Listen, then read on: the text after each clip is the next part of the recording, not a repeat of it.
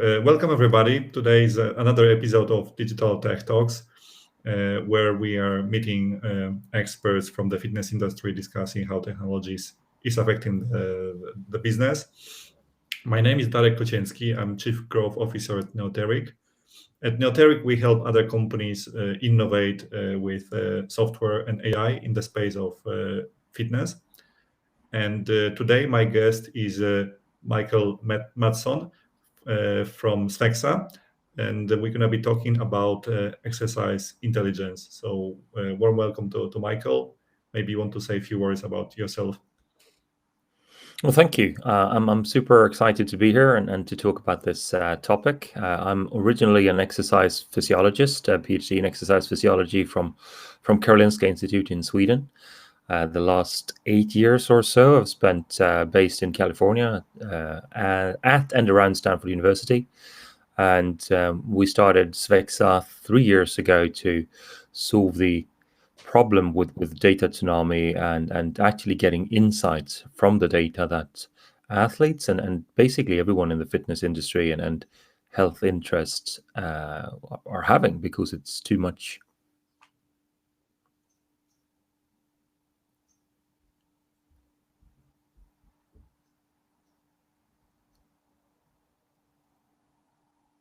Hello? I think Did I lose you there? I've lost you for sure, so I'm not sure if other participants could hear. Maybe Okay. last sentence. Repeat the sentence. I said that I'm an exercise physiologist, PhD in exercise physiology from Karolinska Institute in Stockholm, and spent the last 8 years or so in California at and around Stanford University. And we started SVEXA 3 years ago to help solve the problem with data tsunami and athletes and basically everyone in the fitness industry having too much data to handle. Yeah, that's I think that's a common problem these days. So maybe you could start with how did you start SVEXA and SVEXA, which is Silicon Valley exercise analytics, correct? So how did you all start? Yeah. What was the cause or the thing that sparked establishing the company?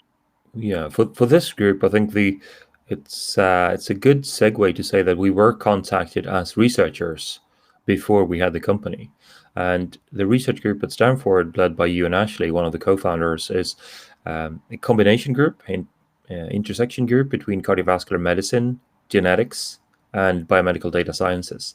And my position there is as a senior researcher in exercise physiology as an add-on there.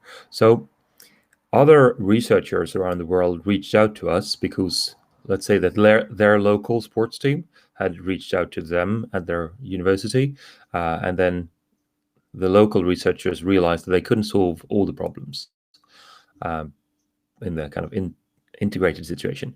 But we had the combination knowledge that seemed to be very unusual, and we had the same group had been hosting the big data in medicine conference for almost 10 years. So we had that knowledge behind us.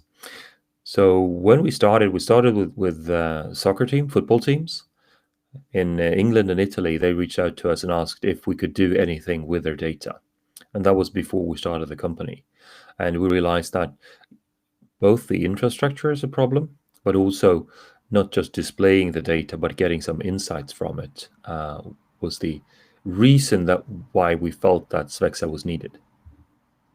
Oh, I see. So it was like, kind of, demand come and, knocking your door. Can you help us? And you figured that, maybe instead of just doing research, let's establish a company and help scale it and help many other sports team and athletes to use data, correct? Yeah, and to be fair, that's kind of the normal way for researchers in Silicon Valley, that you're supposed to have a couple of startups as well. So that was not uncommon here by any means. And we also saw that you would have quite a lot of data analysts or data science people trying to solve the problems, but it is difficult if you don't have the domain expertise and understand how the body works. So our competence in physiology and genetics and biology helped us tremendously. Still Okay. do. Okay. So I think we'll come back to this later on, and try to understand more deeply what is needed. But so if you can tell us, high level, what kind of problems do you solve for athletes or sport clubs? So I'd say that the two major aspects of the problem is individualization and optimization. So individualization, we know from a human biology, physiology perspective that people respond differently to the same type of exercise. Same type of load, you will get a different response in different people. Same metrics will mean different things in different people. So that could be that you and I could do the same training session, and assuming that we're equally well trained, let's assume that Let's do it. we would still have different responses. So from an empirical perspective, it's known that some people will respond well to high intensity training and some will respond better to high volume training. Some respond better to strength and some better to endurance. But the nuances are more detailed than that.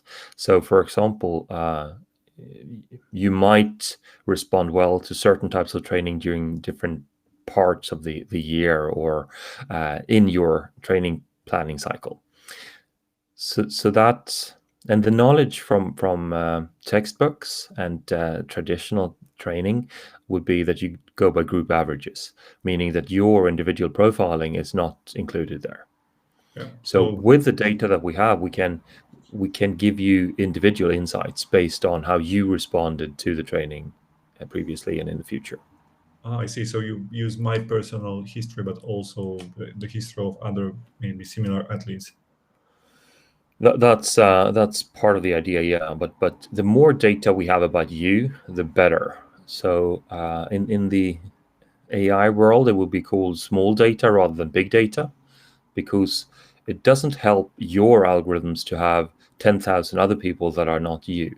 But having more years and more data about you would help the accuracy of your analysis. I see. And So this that, is about individualization of those insights yeah. and And for athletes, the optimization part is how do you spend the time as at the best, so to Mhm. speak. Meaning that if you have your hours of training, all the elite athletes would be on the edge, and it's for especially for endurance athletes, it's common to step over the edge, go across to a non-optimal overtraining. And how do you make sure that the athlete train as hard as possible, but not too hard? Stay on the right side and rest, let's say 1 day or half a day, or decrease a bit of the training load before it's too late. So I understand it's combining both, like maximizing the input, but also making sure that there is no injury, that there is no overtraining, that the result don't go down as a result of too much training. Exactly. And then you combine, obviously, the individualization is a part of the optimization. So for some people who talk about elite athletes, they might travel. So you will have differences in adjustment to jet lag, or you will have differences in adjustment to altitude, or you will have different stress levels based on how many media or sponsor engagement they have. And again, if you combine all of that, you can pretty accurately, or very accurately, I should say now, calculate what's optimal for an individual. Wow, sounds really exciting. So how do you position SVEXA in the wider, sports and fitness industry? We're a back-end company, so meaning an ingredient brand. Our strength is in the analytical side of things, so not the front end, not direct to consumer, but providing intelligence and insights even to other companies. So we work with athletes in team sports and individual, but also I'd say that our biggest part is as a supporter ingredient brand to other software and hardware companies. I see. So you want to become a platform where others can hook up with their data and get meaningful insights that they use in their applications. I would even step away from the platform idea, but rather that we can provide algorithms and formulas to any hardware company or any platform. So be on a layer on top of the platform or the hardware. Yeah, sounds challenging. So and maybe coming back to the topic, you okay. So maybe before we go with the next question, I just wanted to let everybody know that there is a Q&A session where you can post your questions on the right hand side panel, and we'll try to answer them at the end of the meeting. So all the questions are very much welcome. Please, let's make it interactive session. We want to get as much knowledge as possible for all the participants. Okay, so coming back to the question, so I wanted to ask you. You mentioned that it's not just the analytics, but it's also understanding of human physiology and maybe psychology to get maximum performance. What does it mean? So, what role does it play? Why Yeah. can't you just build it on raw analytics that you need to have those insights and the knowledge? So one of the co-founders to SVEXA, Philip Larson, and I were both exercise physiologists, and we were working with elite athletes for over 20 years, excuse me, in different capacities. And when you do training planning and we try to figure out how to help an athlete, you need to take everything into account. Everything that matters to the performance, you need to take into account. So if someone is sleeping poorly or eating poorly or training too hard, they all need to come together for you to optimize the planning. And previously, you couldn't measure much of those things. You could just measure the training load, somewhat decent. And then when you have the data, you need to be able to figure out how much does each of these parts, variables, matter to the individual. And then in the kind of, you need the AI and the analytics, but you need to guide the analytics as well. Otherwise, you might be exponentially wrong because you don't know what you don't know, meaning that you might have a perfect AI model, but you didn't take sleep and stress into account. And then it will not be perfect, obviously, from a practical perspective. So you need to know what to add. You need to know how to add that, and you need to know what data points are relevant and non-relevant. And this is where the theory and years of experience and the research come into play, right? Yeah. So for example, if you have heart rate, a common variable, to an engineer without any knowledge in heart rate, I'm taking this as an example because it's pretty straightforward. It's just a number. So a heart rate of 300, it's nothing strange, nothing wrong with that. It's just a number. But if you know the physiology, you know that, well, 300, that's a faulty measurement. That's not true. And you would know that 0, you wouldn't have 0 either. That would be a faulty number. So that type of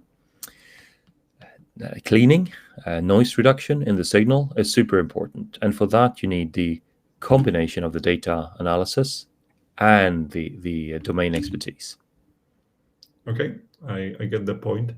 So to build this such analytics, you need a lot of data. So how important is it to have the data? How much data and accuracy and standardization. So how does it look from your perspective, and how do you cope with those challenges?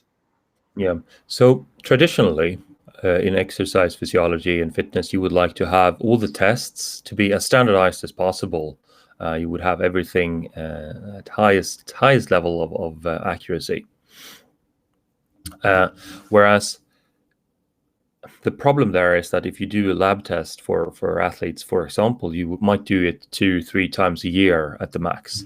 So you don't know what's happening in between there. So for example, taking blood samples every quarter to just check everything is okay. Yeah, whatever you do, if you do it few times, you might have accuracy for a few times during the year, but you lose everything in between. Mhm. So it's a trade-off between getting as much data as possible with as little error as possible. But we see that it's probably more interesting to have more data and then filtering that than to have the super accurate data, super standardized data. And from our perspective, we need to be agnostic to the devices, to the type of data coming in. Otherwise, we will be very restricted. So we could have in the sports and fitness industry, there's no standardization. There's not even a common ontology to name things. So in our work, we would have different setups from different companies with the data coming in. So one example there will be GPS tracking for sports teams. The cutoffs for speed zones are different between different brands.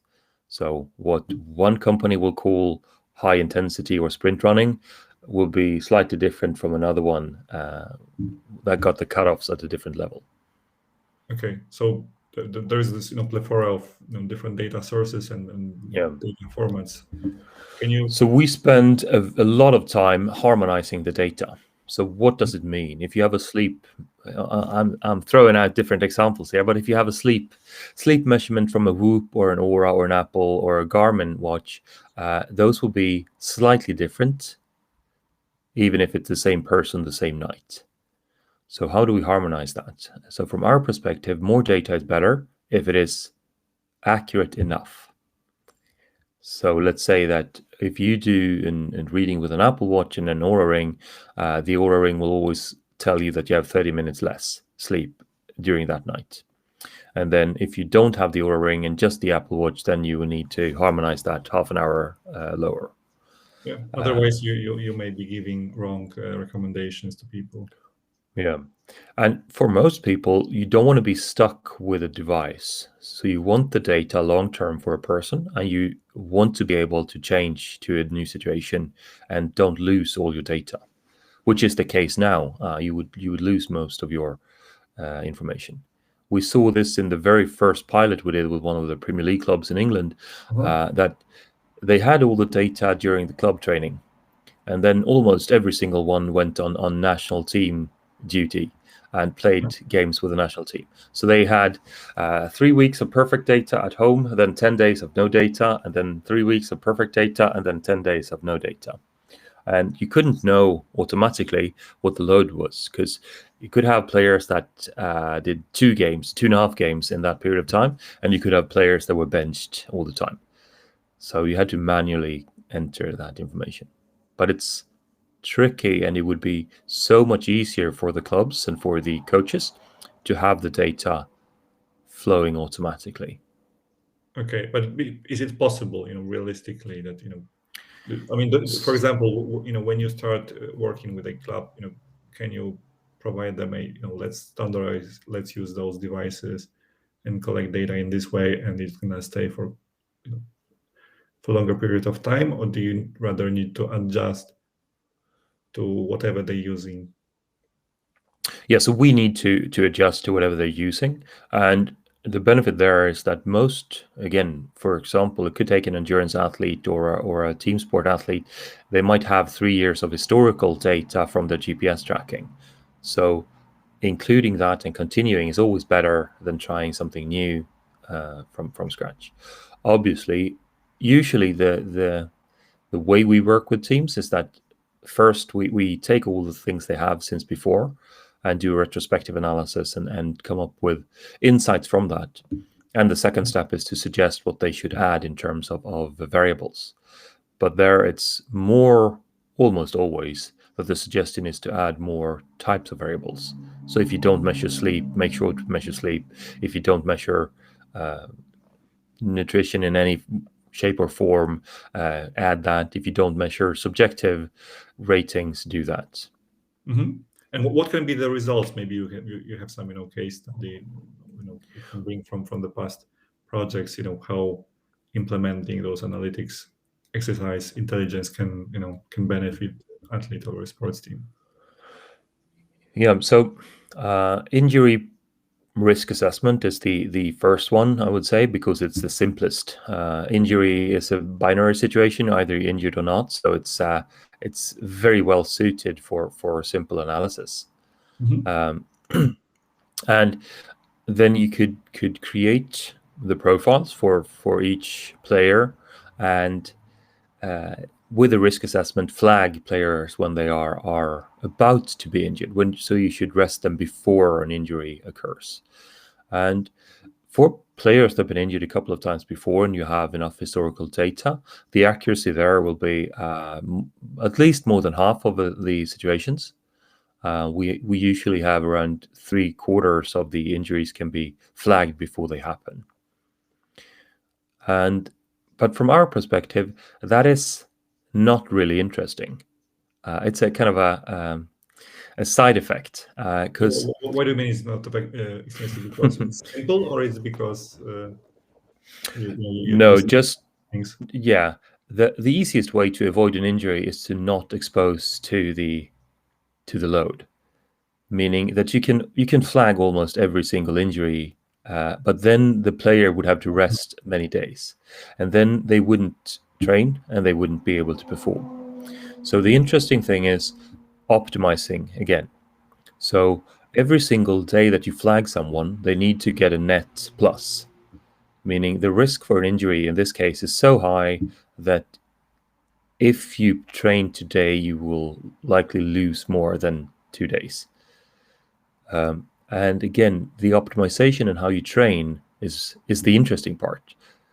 All athletes only care about winning the games or winning the race or whatever it is, meaning that how do you train the best for you? And staying away from injuries is just one of the things that are important. Obviously, you need to be healthy and not injured to be able to perform. So that's kind of one aspect, one building block, but not the entire thing and not the focus. The focus is performance.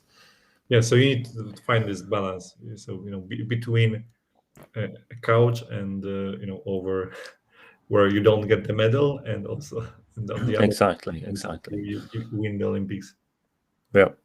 And you need to be, from our perspective, this type of analysis we don't think should ever be used for selection or excluding people, but rather optimizing each individual, taking them from their current state to a better state, and then go from the better state to the even better state and onwards.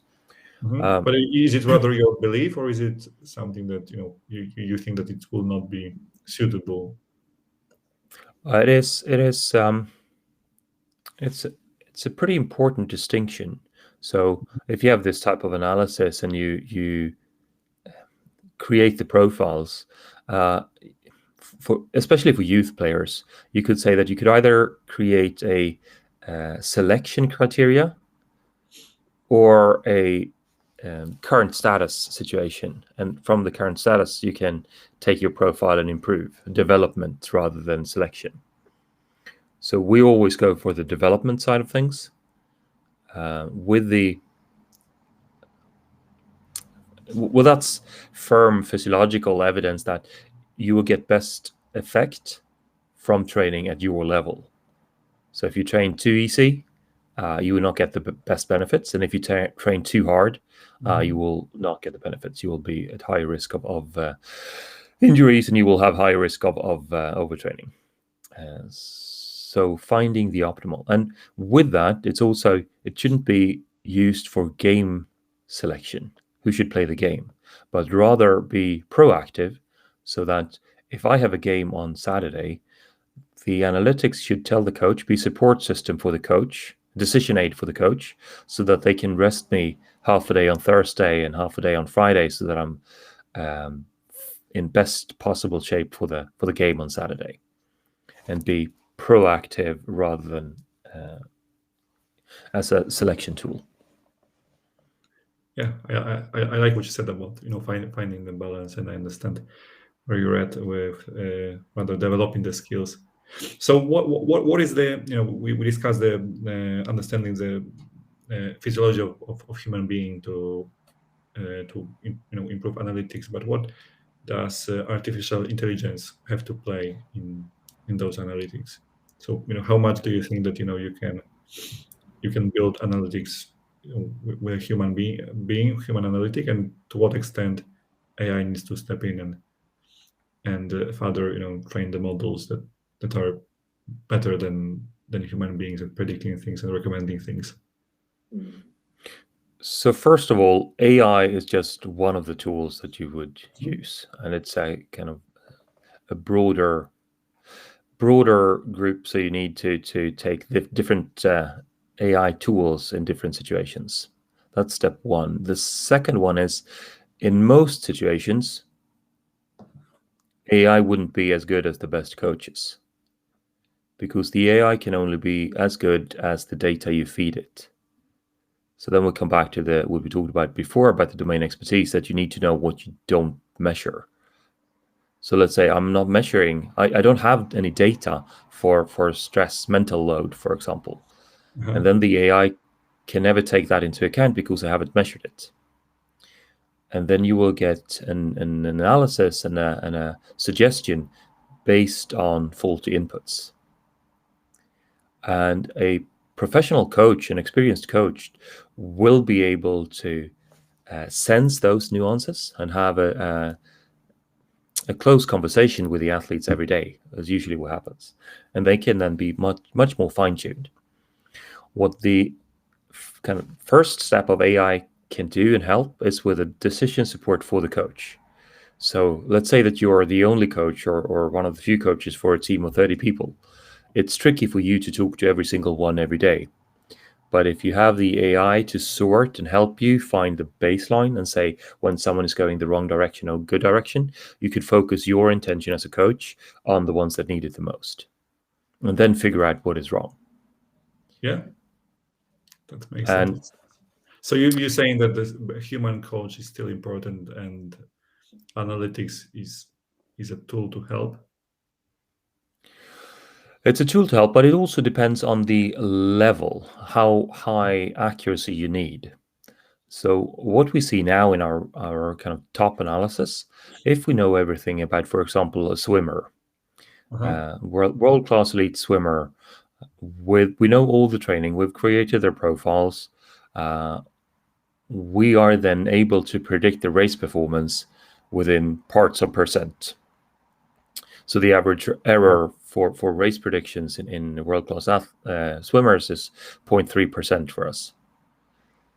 And in that case, they are kind of they work with a coach every day, so they have everything in place. So there we can provide the coach with a suggestion of load metrics.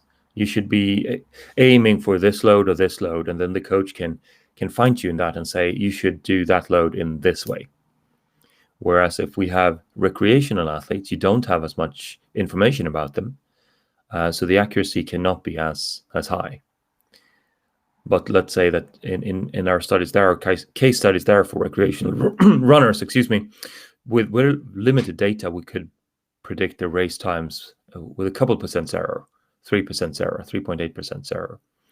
And for them, the accuracy in recommendations, saying what type of training they should do, is feasible. So there we can be instead of the coach, because they still don't have access to the top coach. So then an AI coach can be better than a poor coach or no coach. And we see that we have just one scientific article being published now where we have mimicked a professional coach's decisions, so that we have an AI behaving exactly like that specific coach. Exactly. Very, very close to that coach. So depending on the feedback, how you are responding, how you are feeling today, the AI can adjust and be adaptive to your needs. And are you able to tell what are the results from this research? It's a very, very interesting topic. Yeah, for that specific coach, it's pretty close to perfect in terms of the R2 score in what the coach would have suggested and what the AI suggested for specific sessions. But there is you would have different AIs for different coaches, because every coach would make slightly different decisions on how to handle a situation. And for example, I said that getting to the right load is pretty straightforward, but exactly how to do that, how to do the training session. So for example, if you say that you should have 10K of swimming, you could do that 10 times 100, or you could do that 20 times 50, or you could do it shorter but higher intensity. And that is the style and philosophy of the coach. So we are working on having, we are creating different AIs mimicking different coaches' styles, so that you can you can choose to train with one coach or another, even if that coach don't have the time to help you. And it will not be perfect, but it will be way better than a traditional training program for recreational runners that will be 12 weeks and just do this. And even if you are missing a week or not, the program is still the same. Okay, and what would be the use case here? So you could provide, like, almost professional trainer coach service to a wider group of individuals. Exactly. So imagine the simplest use case would be you have a lot of runners signing up for a half marathon, and they might never have done any structured training before, and they can either sign up for a, let's say it's 12 weeks to the race. You could sign up for a 12-week, 3 times a week, running at under 145. Excuse me. 145 on the half marathon. And then you will get a training schedule that is generic, that works for the average to get to that level. That is the standard now. Or you can join a training group and you can train on together with other people and have a coach. Or obviously you can hire a personal trainer as well. So our offer and the use case in between would be, if I then sign up for the 12 weeks program, and the program is based on an AI that is adaptive to my needs and situation and changes the training plan program based on what I'm doing, how I'm responding to the training, and if I completed the training or not, if I'm having a cold or not, if I'm sleeping properly or not. That is, it is close to professional grade. And then also you can choose different styles of the coaches if we have several types of AI. So Yeah. let's say that a Japanese philosophy would be a lot of high volume. Scandinavian would be higher intensity, and a Kenyan would be in progressive intensity, so faster and faster and faster on the training sessions. Okay, I get your point. So I understand that the benefit here is that you are starting from the top, working with the best coaches and athletes, and then you can scale it to the wider population. And from our perspective, it is possible to use the same tools and system for everyone in every situation, meaning that you can use these analytical tools and system for training to optimize for an Olympic gold medal in swimming, or it could be for someone that's aiming to lower their blood pressure and they train twice a week. You could still figure out what type of training is most beneficial for them if you have the metric blood pressure being taken often enough. Thanks a lot. Okay, so I see that there are some interesting questions on the right side. Although I haven't finished everything I wanted to ask, maybe we can take a few questions from the audience. So the Sure. first question, Michael, was about hardware advancements. So do you have an evaluation process for choosing your sources of data in the platform? So, do you have a process in place where you assess, can I use this data or not? And, yes, no, maybe. Yeah, we spent a lot of time with tech evaluation, and as I said, I'm based in California, at Stanford, in the middle of Silicon Valley, and we had this integrative group with physical activity and preventive health and precision medicine in place when all the big tech companies started to want to get into health. So around 2015, Mhm. it was an explosion in wearables, and everyone wanted to have a wearable, and first Apple Watch and that sort of thing. So we have since then, or before then even, evaluated technologies to see how accurate they are from a scientific perspective, with the intention, are they good enough to be used in a clinical setting? So that was before we started SVEXA. So we're continuing that, and for our purposes, we need to know, in order to harmonize the data, we need to know how accurate they are and what they're good at and what they're not good at. So we spend a lot of time with tech evaluation to be ahead of the curve. But as I said before, we don't force the clients we work with to have a specific tech. We should be able to incorporate all the ones, but then be agnostic to what they have. But then if they ask us, we will be able to suggest the best for their situation because we have tested all the other ones. Yeah. And also another question from Bailey.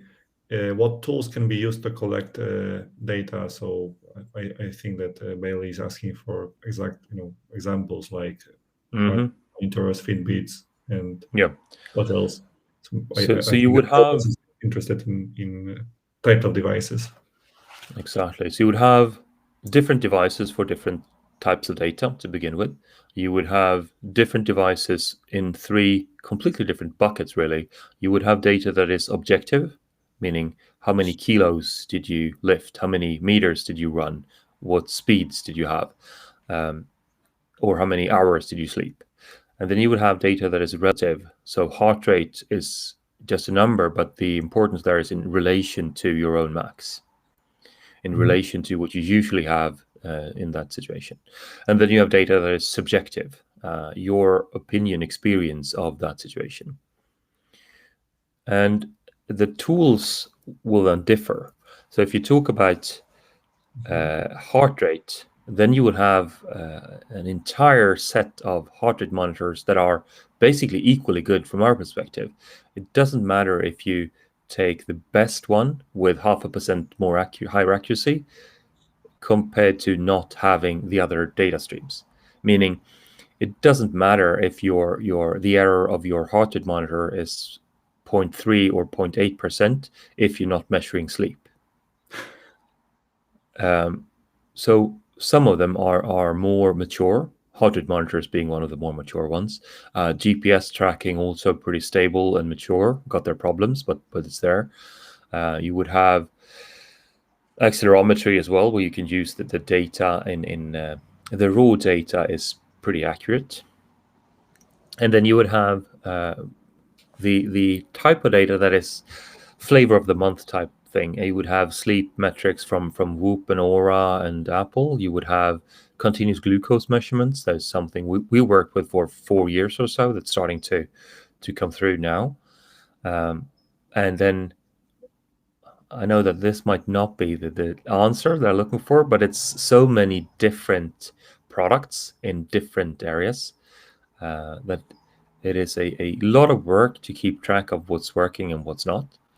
You will have an entire set of hardware that is in the testing part of it as well. So you might have force plates, you might have cameras, you might have sprint metrics, strength training machines, and you get data from all of those as well. Okay, so I understand it's too many even to to mention during this session, but I think Uh, that it clarifies the yeah. wide spectrum and kind of data that you're looking for. Usually, normally from a sports team, you would have uh, 10 to 20 different data streams coming in, and it might be 10 to 20 different hardwares that they are using to collect that data. Are there any most common devices, maybe? Depending on the area, but you would have, let's say, for GPS, I think that you've got a hierarchy in every single one. So you would have for team sports, maybe Catapult will be the biggest one, and then StatSport the second, and then VX Sport will be the third one, and Sonda will be the fourth. I don't exactly know the numbers there, but you will have the how how big they are. And same if you take heart rate monitors for endurance athlete, maybe Garmin is the biggest, Polar is the second, and Sunto is the third. But the accuracy there is not really any difference, not a pain point for us. Okay, so it's rather need to adjust and pull data effectively rather than looking at specific accuracies of different devices. We need to be aware of the accuracies.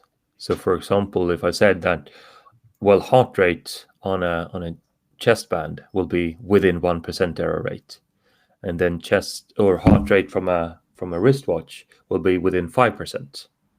So you need to So know there, the device that the data comes from the yeah, wrist rather than chest, for example. exactly. Okay, and there's a more specific question from Elias. As you started by saying that there is too much data to handle, would you say that measuring extra parameters is still needed, or the main focus should be on getting insights with the current databases? And there's more specific, as an exercise physiology expert, what is your vision on measuring, for example, muscle oxygen with devices as Moxie, Humon, or Tamon next to your heart rate, or wattage zones during cycling, etc.? Yeah. This is a great question because it encapsulates quite a bit of things. And first of all, when I say too much data to handle, it's too much data to handle in a manual way, meaning that one of the seeds to starting SVEXA was a conference in Dublin all the way back in 2014. I was invited as a keynote speaker, and my role was to listen into the 2-day conference, and then at the end give my summary of the conference and also give some future ideas for future directions. And it was the head of performance or head of science at Newcastle Football Club, and he said that he had 11 different data streams coming in that he manually had to take into account and do an analysis of, and then give the recommendations to the coaches, he and his team. So obviously, the recommendation there, the future direction from my side, was to say that you should put this together. You need a platform where you have everything in the same place. Again, that was back in 2014, so we expected that to happen. In 2018, when we started SVEXA, this had, to some degree, been implemented, but not perfectly. So then you have a situation where would it be beneficial to measure extra parameters if you don't take care of the ones you have? And then the answer is no, definitely not. You shouldn't measure anything that you can't use. The good thing for us was that they measured a lot of things historically that they didn't use historically, but that we could use retrospectively and have a lot of backlog coming into that situation. So it was good for us. And we see football clubs, soccer clubs, for example, in Bundesliga that handle this completely different ways. Either you have to have an analytics department, you have to have a system in place, or they minimize all the measurements, everything, and they have a lot of doctors and medical staff that can talk to each player every single day and figure out what's wrong. So So they they have the old manual approach. so understand those two ways need to be combined, correct? So our approach is that it's always better to have more data, as long as you can handle it, as long as you can integrate it in the comprehensive analysis. And then we come to the actual question there. The detailed question is, yes, it will be when, I'm going to say when the muscle oxygen devices are accurate enough, that will be valuable information. And usually it's the change from baseline that is the normal. That is change from normal baseline to something else is the biggest signal, meaning that if I usually have this heart rate at this watt with this oxygen level, and then something happens with one or two of these variables, then that's the key signal that something needs to change. And you don't know that until you have all the data about an individual. So it's part of the profiling. Okay. And then I assume that this was an exercise physiologist asking the question, because then when you know what changed, you also know better, you have better understanding of what to change in the training plan, training program to just take care of that change situation. Okay. And we discussed, that you work with top athletes and sports clubs, and that this can be applicable to other people doing sports, wider public. But what about beyond just simply sports competition to wider healthcare industry? How do you think that this what you guys do at SVEXA was really amazing. How do you think that it can help the wider population with health problems? Mhm. Yeah, as I said, from an analytical perspective and a knowledge perspective, there's no reason why you shouldn't be able to use the same system for lowering blood pressure or improving your blood fat profile. Meaning that we already now work with recreational athletes. So our approach was to go from the elite athletes because they have the most standardized situation and living, and also a lot of data, to recreational athletes with still an interest and still collecting a lot of data, so good compliance and often historical data, to interested people in a more general setting, health rather than a specific race they're training for, and then to even broader general population.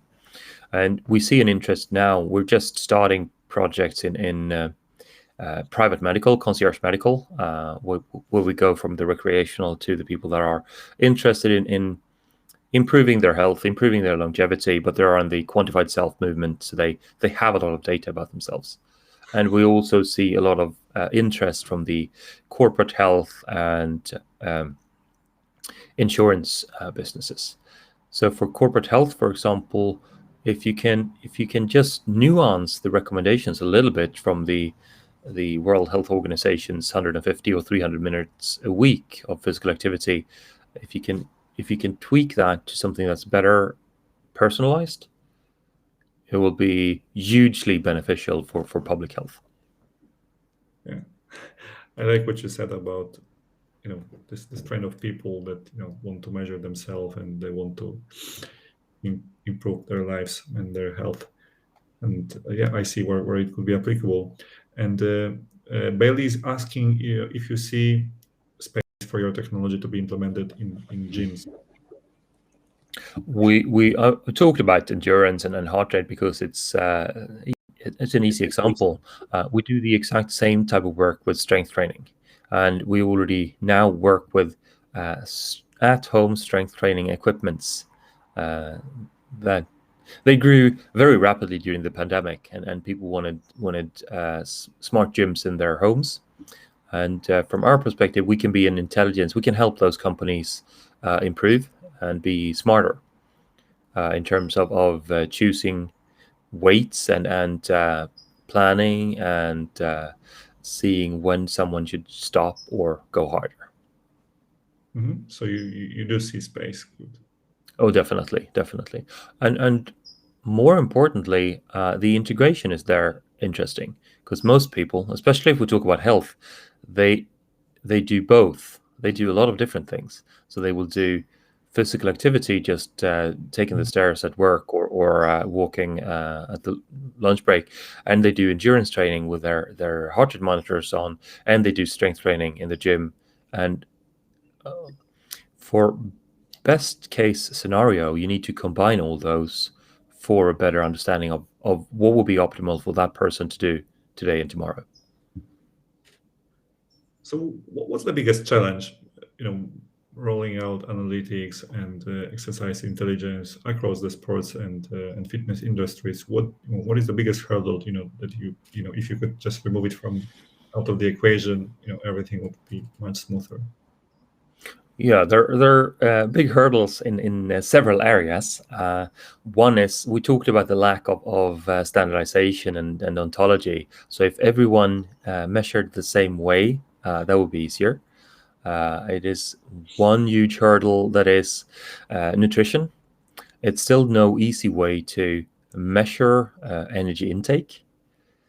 And the person that figures that out, it's been many different attempts to take a photo of your plate and make calculations based on that, or yeah, you can do a detailed food diary, and that's the best, but that is too cumbersome to continue to use over time.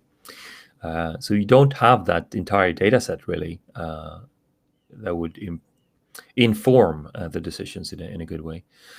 We also have there in elite sports, there are all regulatory hurdles. Who's owning the data, and what are the clubs allowed even to ask the athletes to wear and share in terms of data.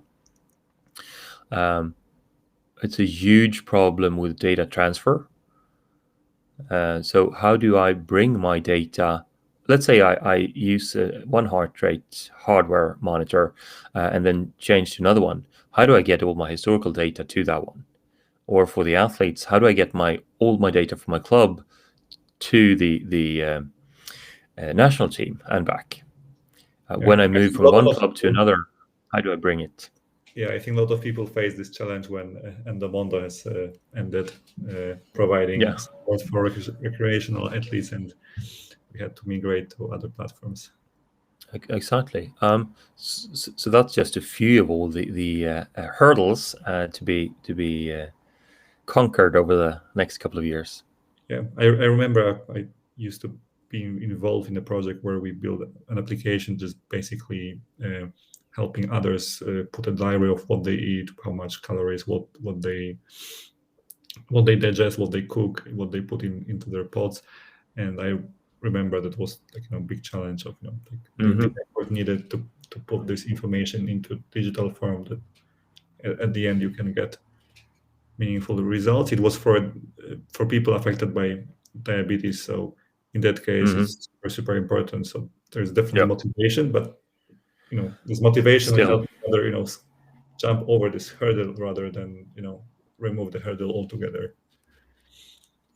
Definitely. So maybe a solution around voice recognition where you could just record what you've eaten, you just cannot say it, and then the algorithm would figure it out and change it into meaningful data.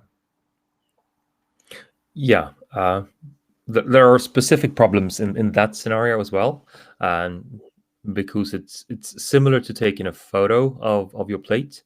If I tell the AI, if I speak to the AI and say I ate rice and beans and chicken, how much of each did I eat? How was it cooked? What type of rice was it? And all of those challenges as well. Yeah, so I think that it's a space for a chatbot or a voice AI, and I think it's a topic for interesting, innovative project. Definitely, I would love for that to be solved. Me too. Okay, Paul is asking, what was your sleep score from last night? We can see. I think I have 3 different ones. Probably Doesn't not have to be the that. most accurate, as you say. No, just because they asked, I need to check. It's probably somewhere in the 70s. Yeah, 73, according to Aura. But we can have an entire webinar about different scores and what they can and cannot do, and who falls outside of the scores, and then they can feel much better than the scores say, and vice versa, and why that can happen.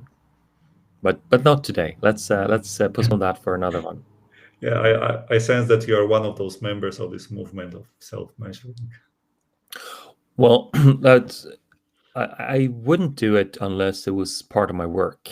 But for many years now, it's been my job at Stanford from the beginning to test and break stuff, see how accurate they are, and where the limits are. What can they do and cannot do?